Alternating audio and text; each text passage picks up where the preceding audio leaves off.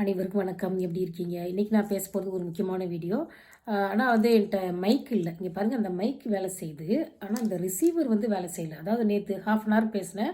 10 நிமிஷம் மட்டும்தான் அப்லோட் பண்ண முடிஞ்சுது. மிச்சம் 20 நிமிஷமும் அப்படியே சத்தமே இல்லை. அதனால் நான் கொஞ்சம் சத்தமாக பேசுகிறேன். ஒரு கிளாஸ் ரூம் மாதிரி சத்தமாக பேசி பார்க்குறேன். உங்களுக்கு நல்லா கேட்குதான்னு பாருங்கள். அதாவது என் பேராசிரியர் ஒரு முறை சொன்னார், நீங்கள் திருக்குறள் படிச்சீங்கன்னா ஒவ்வொரு வயசுலையும் ஒவ்வொரு மாதிரி அந்த திருக்குறள் உங்களுக்கு அர்த்தம் கொடுக்கும். ஏன்னா அந்த அனுபவத்துக்கு ஏற்ற மாதிரி அர்த்தம் மாறிக்கிட்டே இருக்கும் அப்படின்னு சொன்னார். எனக்கு அந்த மாதிரி ஒரு அனுபவம் உண்டு. அந்த ஒரு கதையை வந்து நேற்று கூட நான் நினச்சேன். நான் டீனேஜாக இருக்கிறப்போ பிரபஞ்சன் ஒரு எழுத்தாளர், பாண்டிச்சேரிக்காரரு, அவர் எழுதுகிற ஒரு கதை பெண். நான் ஒரு டீனேஜில் ஒரு 14-15 வயசில் படிச்சிருப்பேன். அந்த கதையை சொல்கிறேன் கேளுங்க. ரொம்ப சிம்பிளான கதை. அந்த கதையை நான் முதல்ல படித்தப்போ என்ன தோணுச்சுன்னு சொல்கிறேன். ஒரு 2 அல்லது 3 பக்கம் தான் இருக்கும். அந்த கதை என்ன, ஒரு பொண்ணுக்கும் பையனுக்கும் கல்யாணம் நடக்குது. கல்யாணம் நடந்தோடனே அன்றைக்கி ராத்திரி என்ன இப்போ பக்கத்து ரூமில் இருந்துச்சுன்னா நான் பேசுகிறது கேட்கும், பிள்ளைங்களுக்கு கேட்கும்னால நான் அப்படி சொல்கிறேன். அன்றைக்கி ராத்திரி அவங்க சேர்ந்துருக்காங்க. சரியா?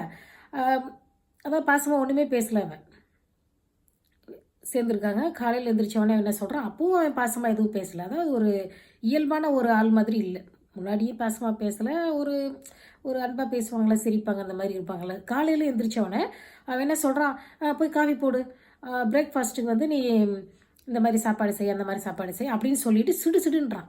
உண்மையிலே இது வந்து இயல்புலேயே அப்படி இருக்க மாட்டாங்க.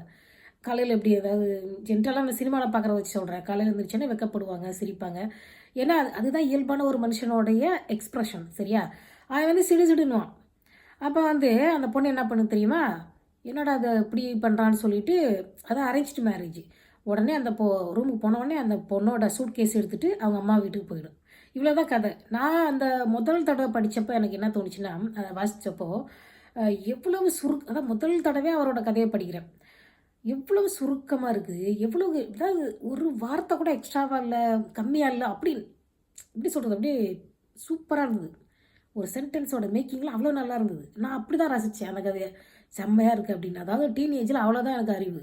அப்புறம் என்ன தோணுச்சுன்னா, அப்புறம் சில வருஷங்களுக்கு கழித்து இந்த பொண்ணு எப்படி கல்யாணத்துக்கு மறுநாளே இந்த வாழ்க்கை நமக்கு சரிப்பட்டு வராது அப்படின்னு எப்படி இதை முடிவு பண்ணிச்சு. ஏன்னா நம்ம என்ன மாதிரி ஆளுங்கள் என்ன நினைப்பாங்கன்னா, அதாவது கண்ணகி மாதிரி ஆளுங்கள்லாம் நாளைக்கு மாறும், நாளைக்கு அந்த பிரச்சனை மாறும்னு அப்படியே காத்துக்கிட்டே இருப்பாங்க. அதாவது அது வந்து யதார்த்தமான ஒரு மனுஷனுடைய மனநிலை. ஏதோ ஒரு சின்ன பிள்ளைத்தனமாக இருக்காங்க, விவரம் இல்லாமல் இருக்காங்க, அப்படியே மாறும்னு எதிர்பார்க்கறது ஒரு யதார்த்தமான மனநிலையில். ஆனால் அந்த பொண்ணு வந்து ரொம்ப ஷார்ப்பான புத்தி உள்ள பொண்ணு. இது நமக்கு சரிப்பட்டு வராதுன்னு மறுநாளைக்கு கிளம்பி போயிடுது. எனக்கு அவ்வளோதான் தோணுச்சு. ஆனால்